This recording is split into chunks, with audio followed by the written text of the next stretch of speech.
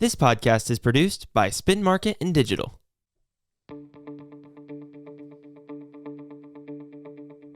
Welcome to How to Money with Cole and Cole. I'm Cole. And I'm Cole. We coach people every day on their money and how to plan for the future. As financial advisors, we're here to have an honest conversation and educate you on investing, retirement, and everything in between. And we'll throw in some sports talk along the way. Our mission and goal of this podcast is to improve your money journey and help you create the financial life you deserve. So let's talk money. And sports. Welcome back to How to Money with Cole and Cole. I am Bailey Ashbrook, investment advisor, sitting here with Cole Peterson What's up, everybody?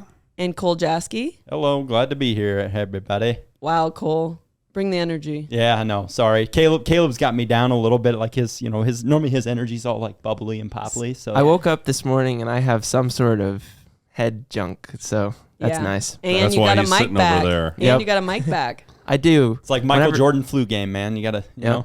When there's no guests, Rise I to get the a mic. occasion. So Yeah. What's going on? Heat's Nuggets. Oh, man. Who you got? I got more into the NBA last week. I was on a little bit of a fishing vacation, and one of my buddies is a huge Heat fan. Like, that's his team. And, you know, they were playing the Celtics. So he got me into it. Now I'm watching it with my kids, and my Invested. boys are kind of into it. Invested in the Heat, huh? Yeah, the Heat in their 7th NBA Finals in the last 18 years. I didn't know that. So impressive. Crazy. Eric Spoelstra, most underrated coach probably in the league, and then the Nuggets, first ever NBA Finals. That's pretty Yeah. cool. Can they pull it out? First one ever. It's 1-1, right? 1-1 right now. Yep. Yeah. 1-1. Yeah, we're taping this on a Tuesday, and it's 1-1 right now. I think game 3 is tomorrow night. Yep. On Yep. Wednesday. Don't sleep on the Heat.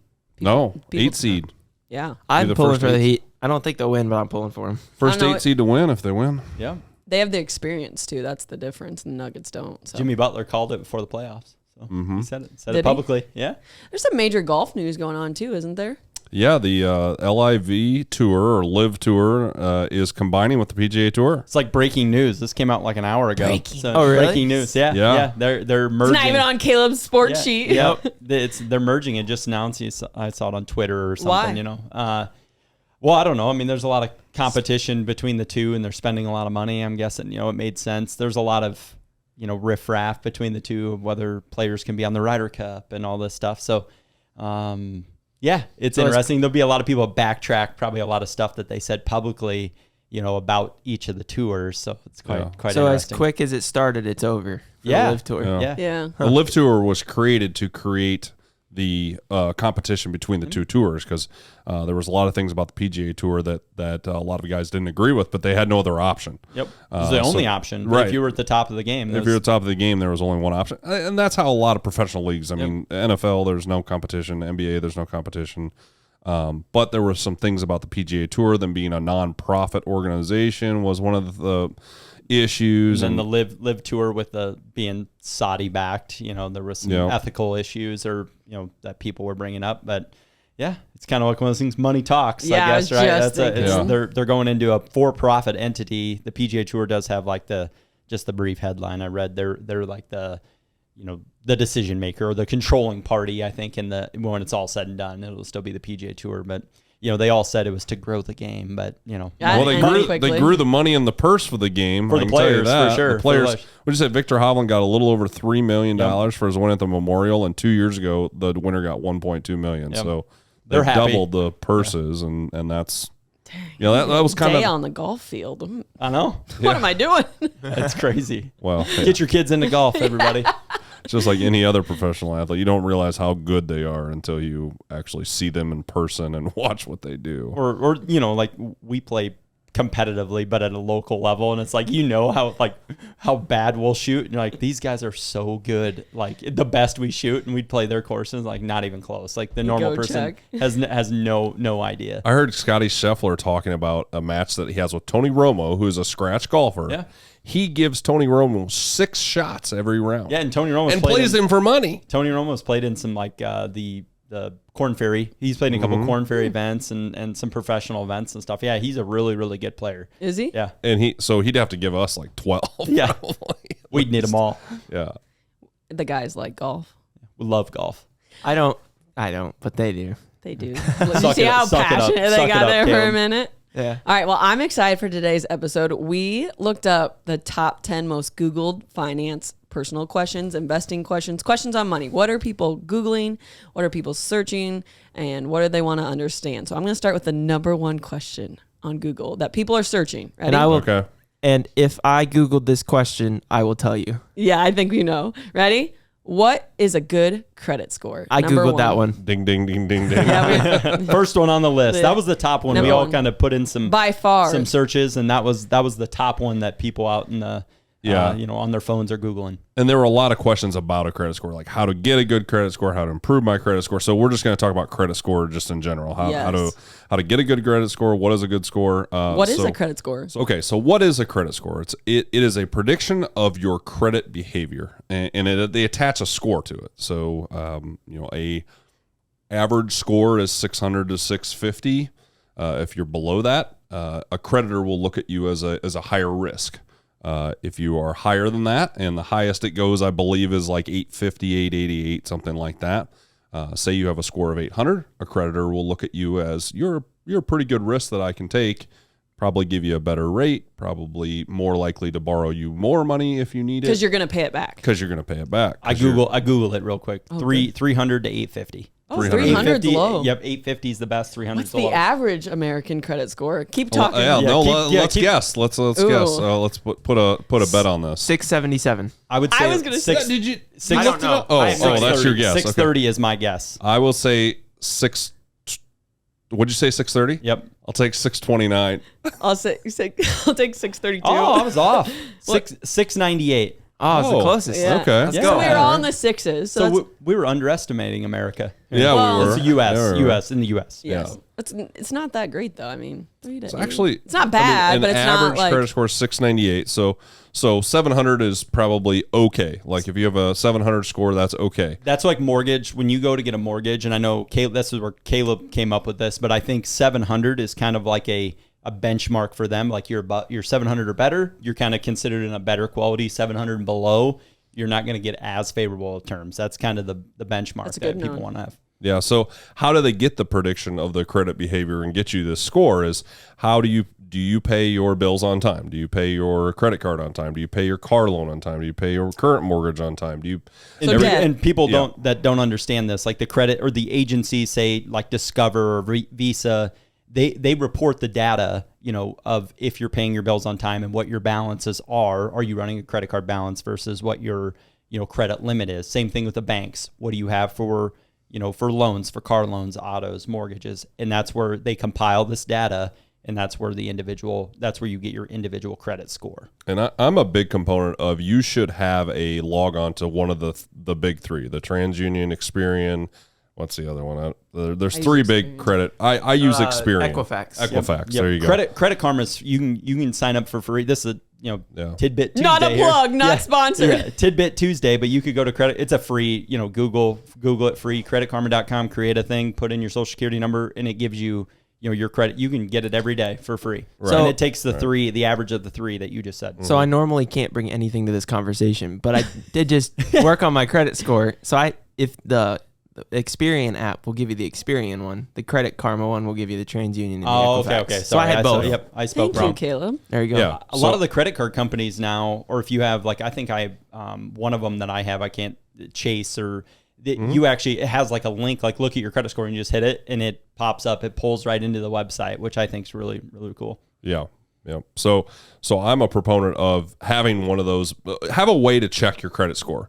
And the reason being is, and I'll tell you a quick story, is like one time that I looked on our Experian and we still had an account open at Lowe's or something like that. It didn't have a balance, but I was like, why do we even have that open? Like, we haven't used that forever. And so you can see all your credit cards or any account that you've opened where you've had a credit balance or if someone has like a debt against you, say it was like an unpaid medical bill or something you never got sent, and it was even like $75 or something really low. Right. Like there'll be some type of, you can request your report and see what that is or what is out there on your report. It's probably good to check in today's world with fraud too. Absolutely. biggest impact, and I don't have the stats on it, but if someone just, we're throwing plugs for Google here, Google what impacts your credit the most, and I believe is your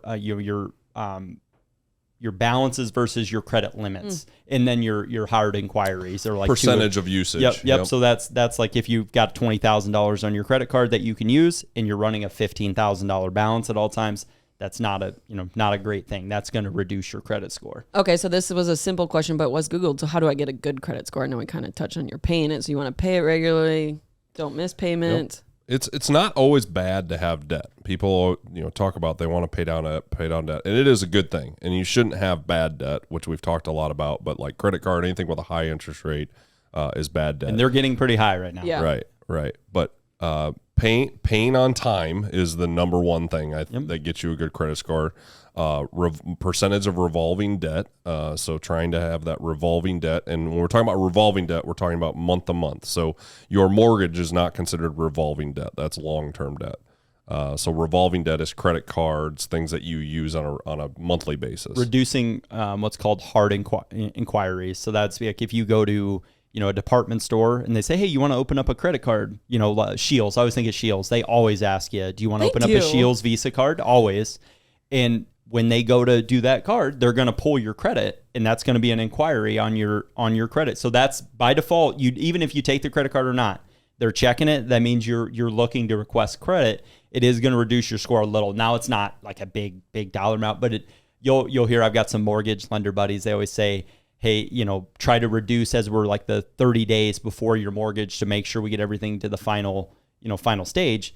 Don't be opening up any new accounts because it'll pull, and then they'll have to re-underwrite you because they don't know if you got a new loan or whatever it might be. So those are things that just being aware of. You might think, oh, this is easy, just hit a button, but then it reduces your credit score because you just requested an inquiry for credit. But the number one thing is paying on time. If you have late payments, the credit score will definitely decrease. But all those other things add to it.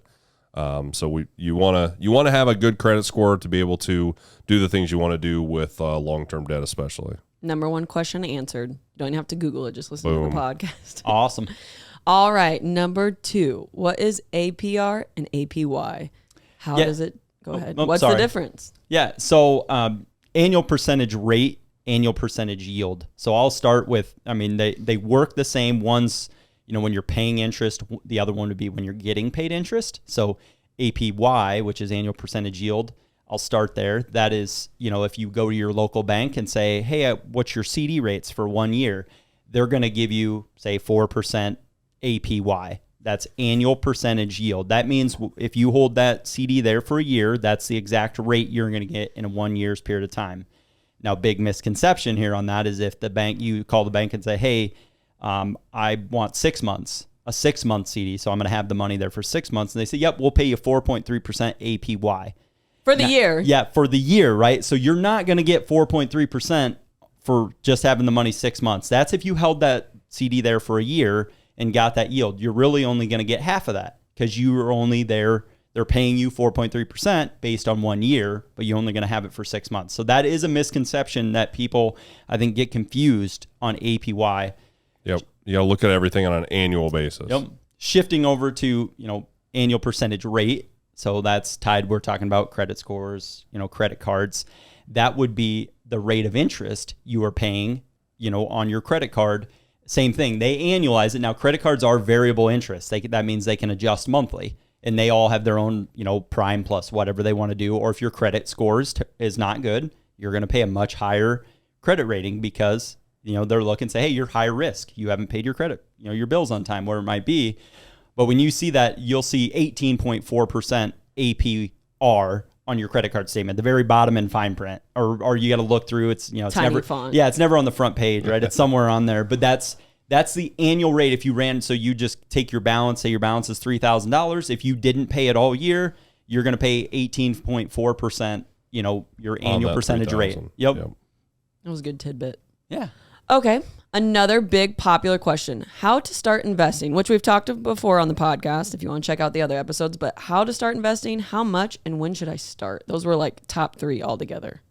Yeah, so that's a loaded question because it's different for everybody. But when you should start investing, you should start investing as soon as you start making money. Earlier the better. Earlier the better. And I know that another one of the questions that we discussed was on compound interest, and I'm not going to go into that, but the sooner you start investing, the more interest you can make on that first investment. That first investment, if you did it 5 years ago, is going to have more interest on it than if you did it 2 years ago.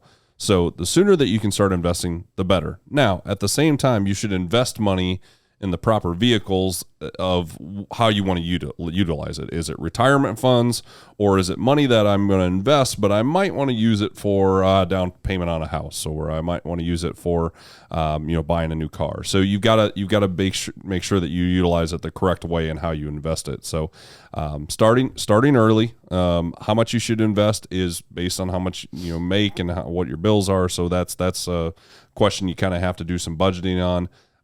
But those are the answers to that.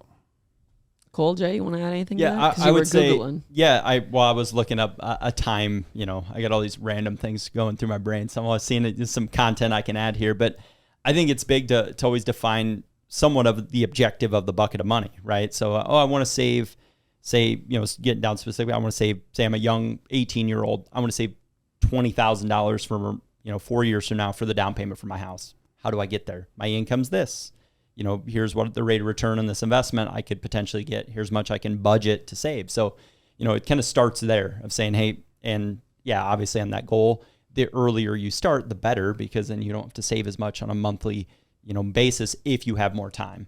Perfect. Great question. All right. This was I think this was top 2 on one of my searches. How many credit cards should I have? Dun, dun, dun. I was going to do that. That's awesome.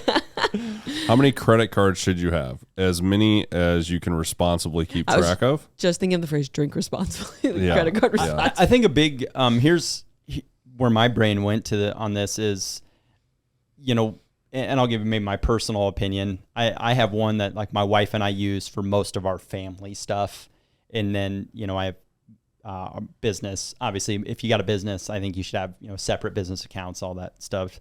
But then we do have a couple specialty like a furniture store, like the ones in Iowa here. You get no credit, homemakers. No interest financing. So, not that I want to run a big balance on things, but that does make sense when you're making a bigger purchase. If you can pay it kind of like a contract purchase, that's really all we do. And I think, depending on if you travel, and a lot of it's subject to what, what your spending habits are. And you should do some research or, there's so many out there that if you spend a lot of money on, this, and this, there's ones that give you better points and maybe are more, advantageous for you to have, or being aware of the annual fees. What are the interest rates on, they're all different. They all high. I think but people they're understanding that there's different fees to have a different credit card. There's different points that you can use. There's just different avenues of different credit cards. Yeah, that question cannot be answered because it's going to be different for every person. But I think the being responsible is, how many can I have open and be responsible about it? I don't think having a Shields credit card is bad, and I don't think Cole was saying that either. Or having a homemaker's card, or having a whatever, name your department store, Lowe's, whatever. As long as you use it responsibly and you follow the terms of what you buy, and maybe you take advantage of those 6 months interest free. Don't take it out 6 months interest free and pay it over 18 months, because then you're going to pay 12 months worth of interest. So it's all subject to what you are responsible for doing.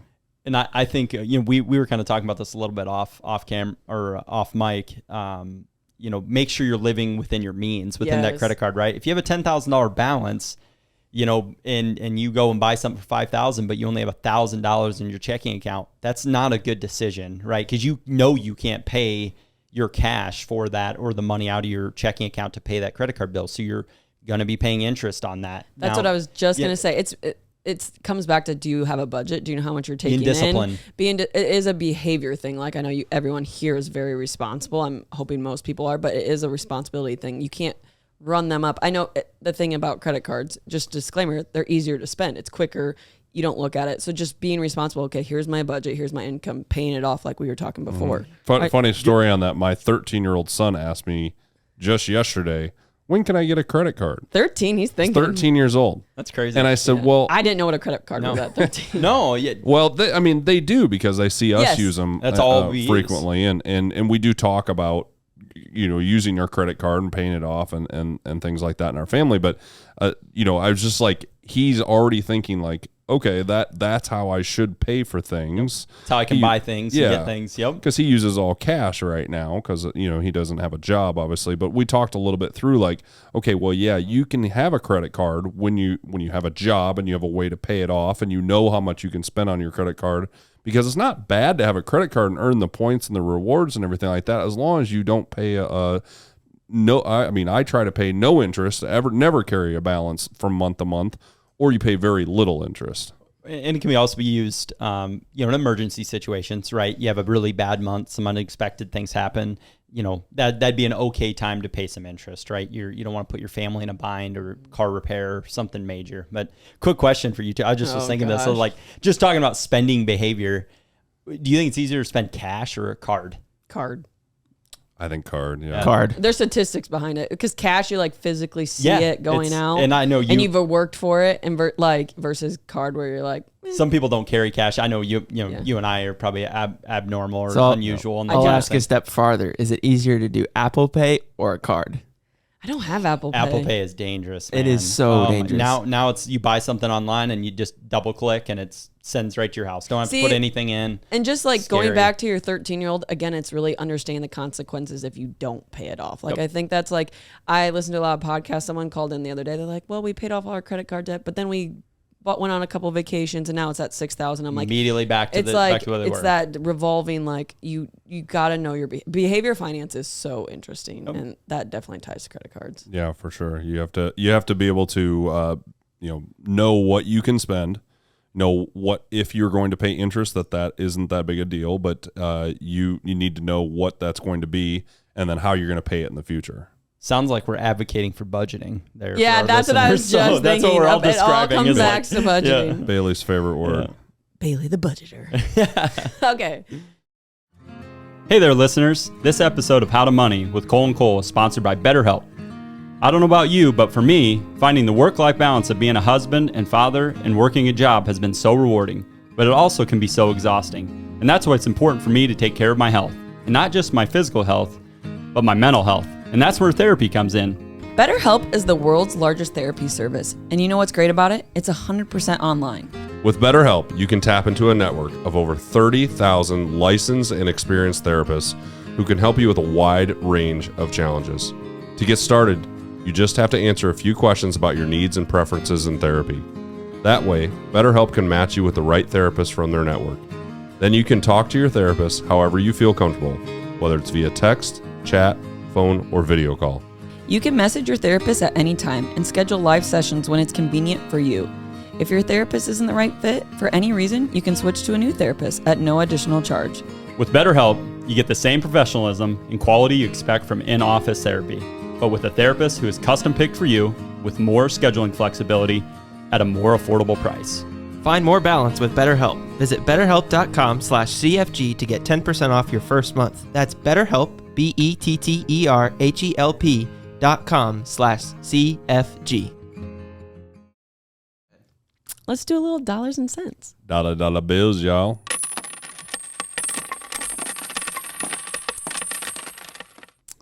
Consumers falling behind. That's the headline. Kind of ties into our credit card. Yep, it's interesting. So I was reading a headline. I got a company that sends like some beyond the news stats, to me, and I'm always find that interesting to share with our listeners. So, of all the consumer loans, so think of mortgages, credit cards, things, all such consumers or individuals, 3% of all consumers have moved into delinquent status in the first quarter of 2023. So Bailey, what is delinquent status? Explain that. I have a credit card and I did not pay the minimum. I'm just behind on my payments. I'm basically pushing it off to the next month. I have a $5,000 debt on my credit card. I didn't pay it. I didn't pay anything on it. I sent you that $35 late fee plus the interest you're going to owe me for that next month plus the minimum payment. That just made my stomach hurt. Yeah, I know. I could see you, getting queasy over there. Or you're not paying your mortgage on time. Yep. That's another delinquent payment. Or you didn't make your car payment. I mean, not just credit cards.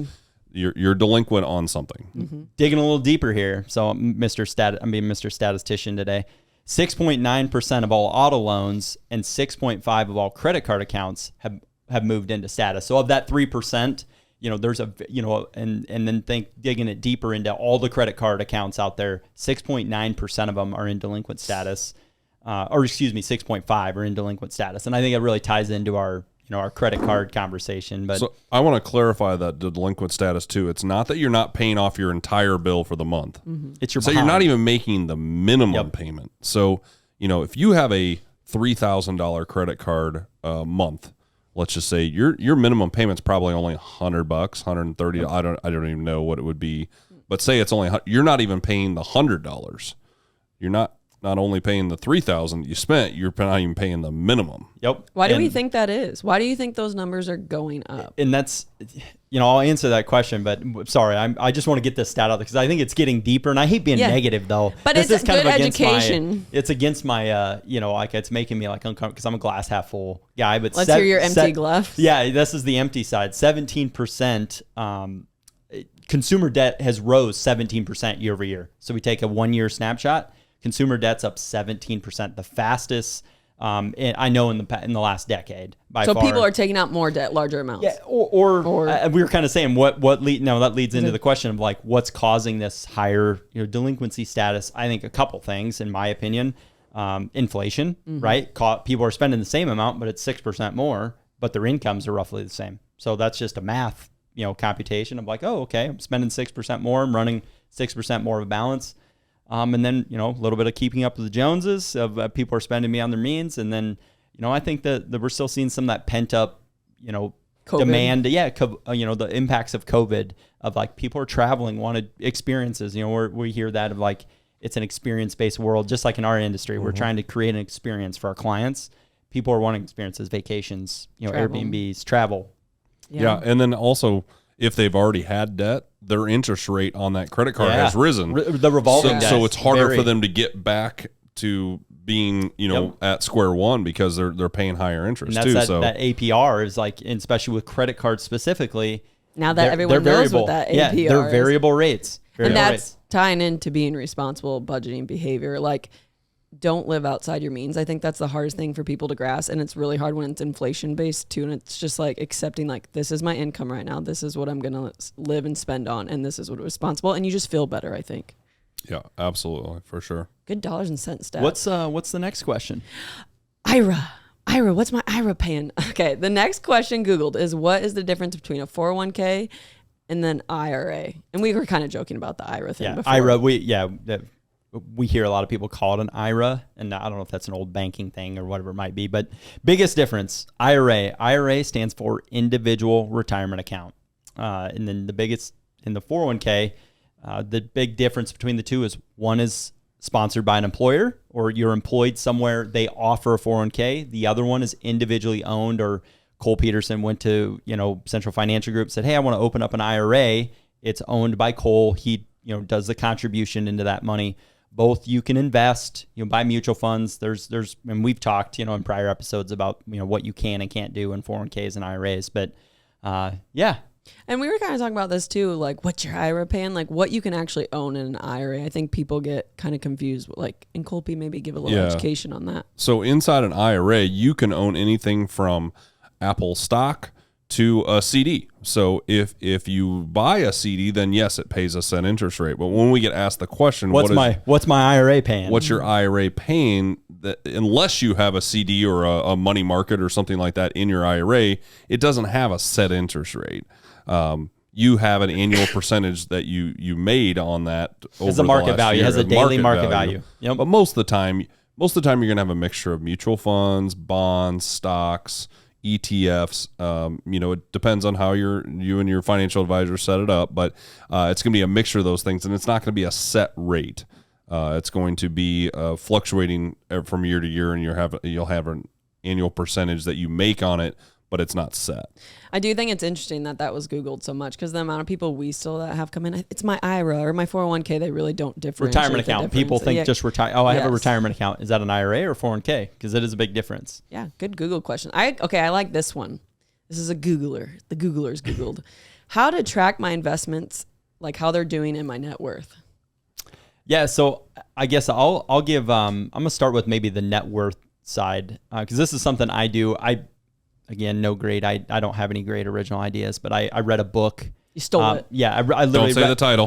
No, I won't say the title. I read a book. I don't know what book it was. It was a real estate book, but it was this person in the book that was telling the story, they had met with a mentor, all down the chain. And the first thing the mentor said is like, you need to track your net worth on a monthly basis, which I'm probably a little over the top on it. I don't think monthly is, depending on what you're doing, a lot of people's won't change that much, but I have quite a few different business entities, things where real estate, different values that I do want to know if I need to focus more time or something I'm doing is not doing well. I want to have kind of a history of that so I can see trend lines. So I track my net worth on a monthly basis. I just have a spreadsheet. I go in and I just update. It's all. I want to see this spreadsheet. Microsoft, the Microsoft Office or Google Sheets, whatever you do, they're make everything pretty easy. But I just go and update it once a month, and then I track the total on one page. So I have multiple sheets, track the total, and I put it red or green. So if it went down, I put red. If it went up, I went green. And some of it's subject on the values of my retirement accounts, and some of it's subjective. Like, I don't know the market value of my home, but I have I keep it pretty just steady. Yeah, I just keep it pretty steady. I be conservative on things, but I want to know, whether or not I'm making, if I look over that year, did I trend up or down? If I trended down, why did I trend down? Maybe I took more debt on or something, or I made a bad consumer purchase. Mm-hmm. Then shifting over the investment side, I think it's really subject to what you have. Each investment account, they have their reporting tools. Cole and I and Bailey, we have different tools that we use to show date, 6 months. To show reports, and that just depends on what you have. Yeah, I have clients that look at it every day, which I wouldn't recommend because you kind of get it. We do have some that do, though. We do have some that look at it every day, and usually the people that look at it every day don't freak out when the market goes down. They just want to know approximately where they're at. But there's a good way to track it is just log on to your accounts. Yeah. I mean, so many clients that I run into will have their 401k and they'll be like, I've never logged on. I have no idea how much is in there. And it's like, well, how do you know if you were invested correctly, or how do you know, they just don't you have your beneficiaries check it. So if you want to know where you're standing, you're interested in your investing, you got to keep track of it. I mean, you've got to have a way to log in and see what your balances are if you don't. Pretty much everywhere. It's like we're such visual people, and that's funny you said about the net worth thing. I read it. I'm not going to say it. I was listening to a podcast, this person I read. They said the power of visually seeing your net worth, even quarterly, like just putting it up, and like it's so powerful. But same with investments. Like go in and look at them. Like I can't even tell you how many people have been like, oh, I haven't logged in. I haven't logged in my 401k in 6 months, or my whatever it may be. And I'm like, oh. Like, you know what I mean? Like, just look at it. It's okay. Visually see where you're at. Some people are out of sight, out of mind because it works you up. But I agree with that on, like, especially on the debt side. I think if you have a goal of like paying down your debt, writing down that goal, and then also visually tracking like the progress you're making. And that's a great way to do it with debt specifically. If that's really especially because a lot of times those are shorter term goals, right? I want to like 12 months where retirement could be a 40-year goal. So it's a little harder. But I will say this, I had a girl come in the other day and she had a IRA and she didn't know what it was in. It was just sitting in a money market. She's like, I don't know how it's doing, but it was just a money market. It wasn't a lot, but it just matters. It makes a difference to see what it's in. So good question. All right, here's another one. I don't know who wants to answer it. I'm going to throw it up and toss it up and see who grabs it. How to pay taxes on my investments. How do you pay taxes on your investments? So it's going to depend on how it's invested. Is it in a qualified account or non-qualified? So we really have two different buckets that money can be in. It's qualified is in an IRA, 401k, some tax deferred status that you have it in. It's called a qualified account. So most of those, other than Roth, you're going to pay taxes on the way out, 100% on whatever you take out. So if I take $10,000 out of my IRA, I'm going to pay income taxes on that full $10,000. Okay. So that's how the qualified side. Now, non-qualified side, we're only going to pay taxes on the earnings or capital gains tax on the earnings. So if I have an account that I put $10,000 in of my own money out of my checking account, that would be what's called my cost basis because I already paid taxes on that money when I got paid from my job. I put that $10,000 in that non-qualified account, and a year later it's worth $15,000, and I say, "Oh, I want to cash that out and pay off my credit card or whatever I want to do with it, buy a car." I only pay taxes on that $5,000, and I pay capital gain tax, not income tax. So those are the two differences. So there is some power. I have a lot of clients that all their money is wrapped into this side over here with the qualified. You're doing the air thing, so I just Yeah. to see So it. for all our listeners, I got my hand in the air on my left hand's in the air, and that's my qualified side. Like you just Still don't in care. there. Still in there. Sorry. I'm raising the roof. Yeah. So that's my qualified side. You don't want to put all your eggs in one basket. So I'm a real big component of like, okay, yeah, qualified money is great and Roth money is great, but all that money you can't touch until you're 59 and a half.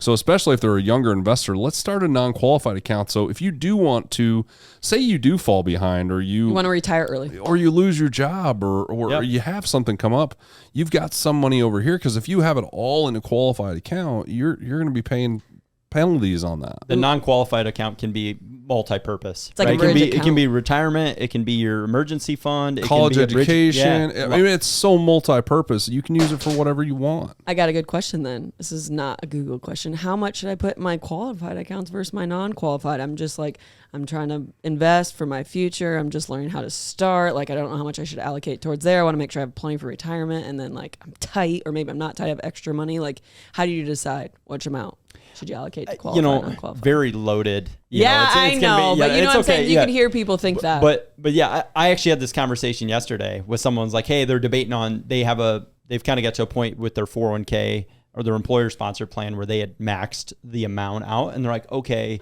I want to do a Roth IRA or maybe a non-qualified. And they were asking the, back and forth. And that's where I went into the conversation and said, well, do you want to have access to the money? Your retirement account's 59 and a half, just like Cole said. Do you want to, potentially maybe, and they just had a child as well. So I'm like, well, this could be if you do non-qualified, and there's some other strategies with Roths and stuff you can do as well, but you can use it for gifting to a kid, or, you save and then potentially be the bucket that pays for education, or you want to help with a wedding, whatever it might be. I think it really comes down to having that conversation of the goal behind that money. I'm like, oh, is this specifically earmarked for retirement, or is it more like, I want to invest it, but I potentially could use it on, a house or another investment, whatever it might be, or pay down debt or whatever it might be. I was setting this up because I was like, the importance of a plan, like having a plan, working with someone. And I was going to tie this in because people are on Google, they're searching for the answers. And I think this is just stressing again, why it's important to work with someone, have a plan, how much. That's why I asked you that. Cause these are questions like that could go so many ways, especially these Google ones, just like working and having someone guide you through these type of questions. That's what we do. I mean, that's exactly, I hear Cole and I have offices right next to each other and we're having those conversations. Someone asks us that. It's exactly what we go into. It's like, okay, well, what's the purpose? What's the purpose Yeah. is the hugest, What's the the goal? biggest question. Yeah. Yeah. I mean, we can all hear Cole Jasky because he's so loud. For those who don't know, I'm the loudest one in the office, and it's the running joke. You took over the reins from me. It's not a joke. I'll be like working on something. Cole will be talking to a client on the phone. I'm like, yeah, that was just, and I'm like, we can all hear you. The whole room can hear you. Sorry, I'm just joking. Can't But help it. Those are fun. Yeah. Were you guys surprised by any of those Google questions? I was shocked of how many, because we all kind of looked up different lists. The credit score question, like how high that was on all the lists.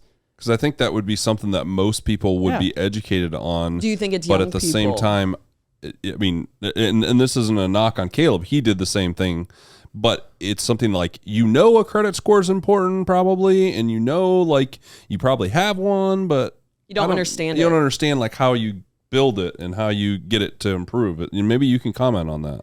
So the big thing that happened when I bought a house was, so I had always been told, so my parents, and they'll talk about this so I can say it, is they weren't the best with their debt. So they were always anti getting any sort of credit card debt, anything like that.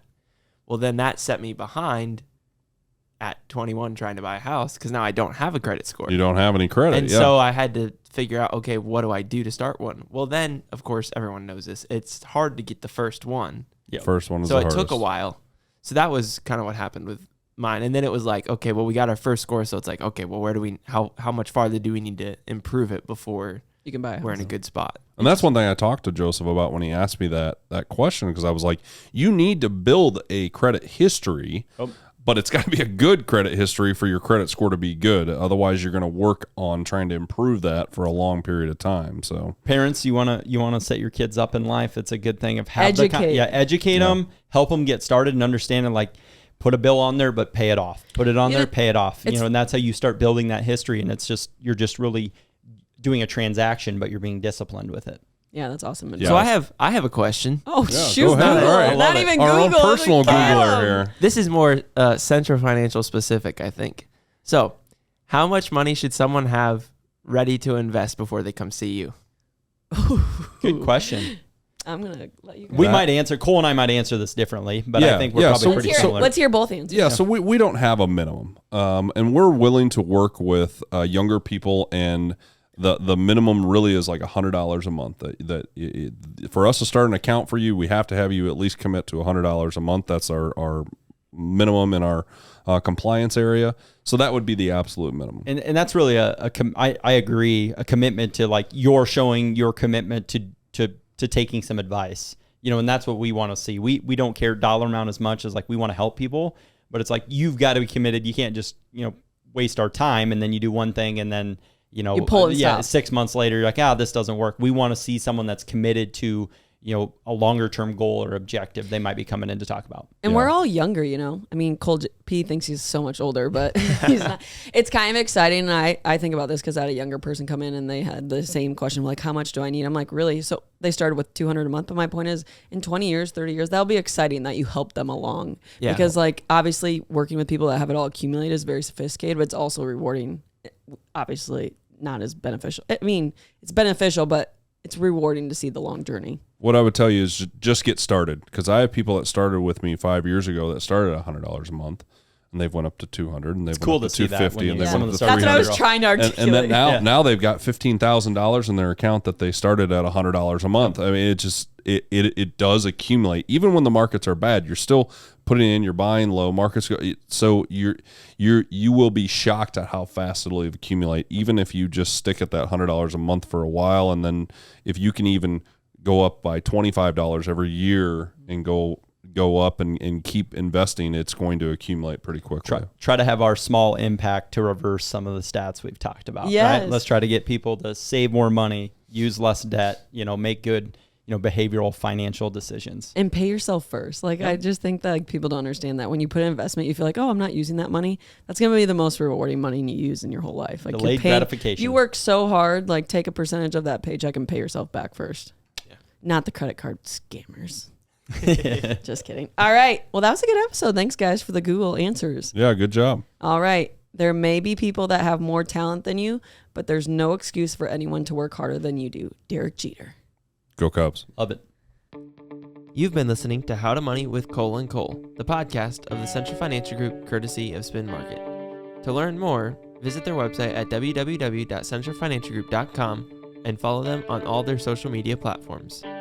For now, I'm Cole, And I'm Cole. and we'll see you on the greens. 4.